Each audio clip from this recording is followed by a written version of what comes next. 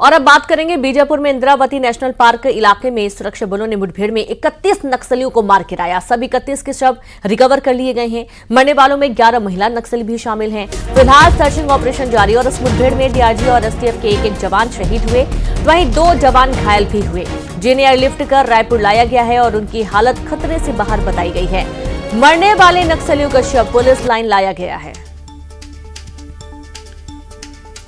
तो खबर बीजापुर से है, जहां पर इंद्रावती नेशनल पार्क इलाके में सुरक्षा बलों ने मुठभेड़ में 31 नक्सलियों को मार गिराया है और सभी 31 के शव रिकवर कर लिए गए हैं। मरने वालों में 11 महिला नक्सली भी शामिल हैं।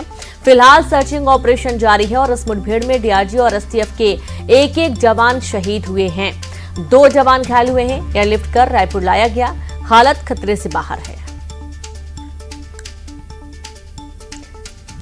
तो ये देखिए तस्वीरें, 2 तस्वीरें आपको हालत खतरे से बाहर है। तो ये देखिए तस्वीरें, 2 तस्वीरें आपको दिखा रहे हैं। जो हथियार बरामद किए गए हैं वो भी और जो शव रिकवर किए गए हैं वो भी।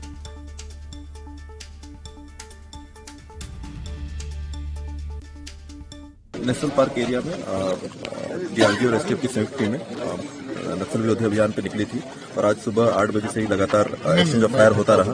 एक्सचेंज ऑफ फायर होने के बाद में सर्चिंग के दौरान 31 माओवादियों के शव बरामद हुए, जिसमें 20 पुरुष और 11 महिला नक्सलियों के शव बरामद हुए। उसके साथ ही AK-47, SLR, इंसास और रॉकेट लॉन्चर के अलावा समेत कई सारे ऑटोमेटिक हथियार भी बरामद हुए हैं। इस दौरान हमारे 2 जवान शहीद हो गए और 2 जवान गंभीर रूप से घायल थे, जिनका इलाज रायपुर में किया जा रहा है। जिला बीजापुर के नेशनल पार्क क्षेत्र अंतर्गत प्रतिबंधित एवं गैर कानूनी सीपी मोदी संगठन कैडर्स की उपस्थिति के आसूचना के आधार पर जिला बीजापुर से संयुक्त बल नक्सल विरोधी अभियान के लिए रवाना किए गए थे। अभियान के दौरान आज दिनांक 9 फरवरी को प्रातः 8 बजे से लेकर लगातार डीआरजी, एसटीएफ, बस्तर फाइटर और माओवादी के बीच अनेक बार रुक कर मुठभेड़ हुई।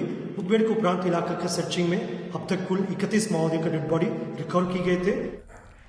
तो देखिए, अभी तक कुल 31 माओवादियों की जो डेड बॉडी है वो बरामद की जा चुकी है और एक बड़ा नुकसान नक्सलियों को पहुंचाया गया है।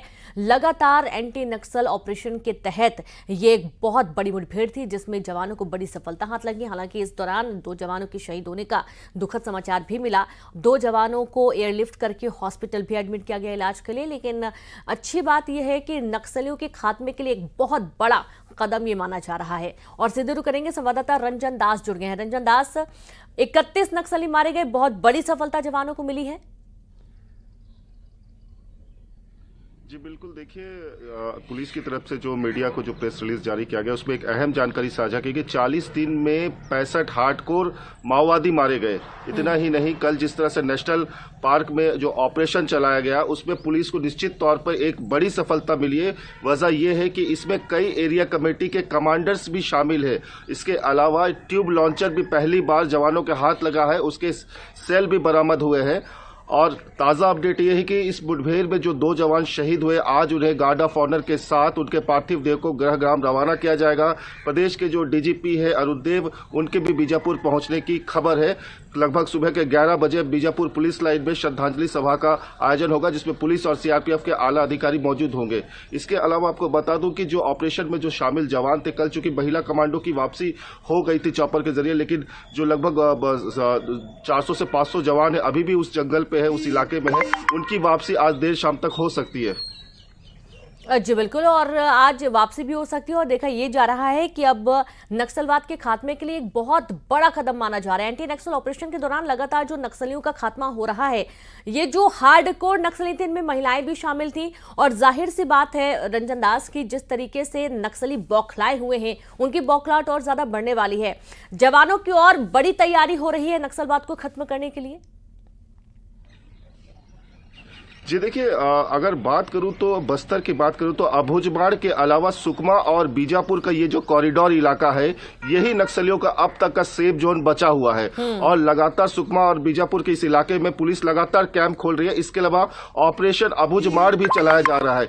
इन 2 इलाकों पर फतह के बाद बस्तर से लगभग नक्सलवाद का खात्मा तय माना जा रहा है।